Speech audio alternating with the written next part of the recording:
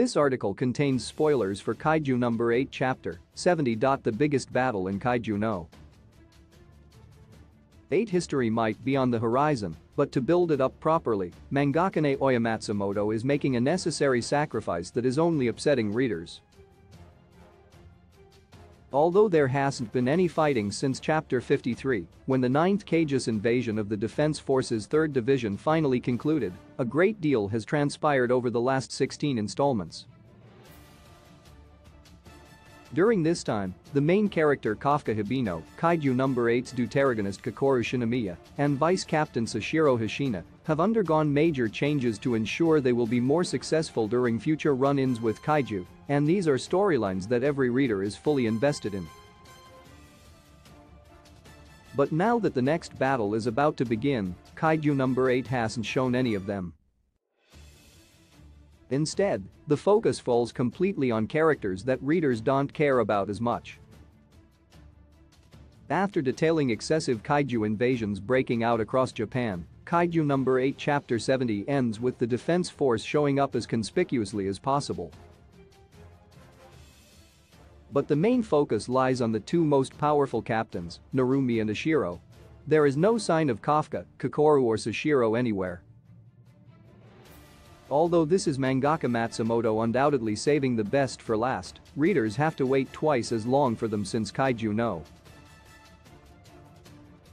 8 releases bi-weekly instead of every week. Kaiju number 8's other heroes get their time to shine. Aside from being the series' protagonist, Kafka recently underwent unique training to keep him from transforming into the titular Kaiju no. 8 since it was discovered that every time he transformed into a monster, a part of him remained Kaiju upon reverting to his human form. Readers especially want to see him now, since Hess always been incredibly weak as a human, so even though Hess received extensive training to remedy this, incorporating what Hess learned in an active situation will be different. Kakoru is another character whom readers are invested in since she recently paired with a weaponized Kaiju. Even though Leno Ichikawa did the same thing and Hess much less capable than her, Kakoru is under more pressure than usual to do well, since she believes her beloved father died in battle against Kaiju. Then there's Sashiro, who has undergone the most unprecedented procedure. Before now, Defense Force members have only paired with deceased Kaiju. And yet, Sashiro recently agreed to do the same, but with a living Kaiju. The possible caveats are endless, and none of them end well.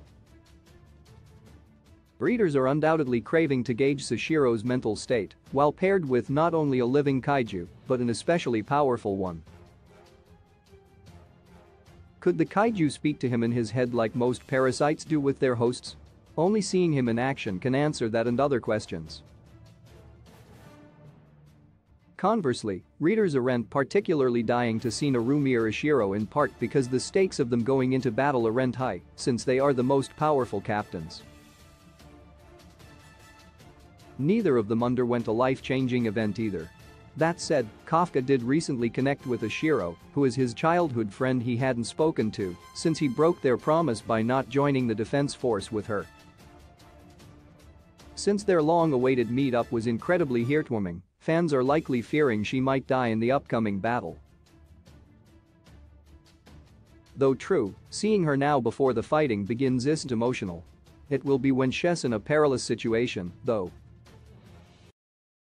Regardless, Kaiju number 8 is doing the right thing by keeping Kafka, Kakoru, and Sashiro out of the limelight since they're the characters readers really want to see.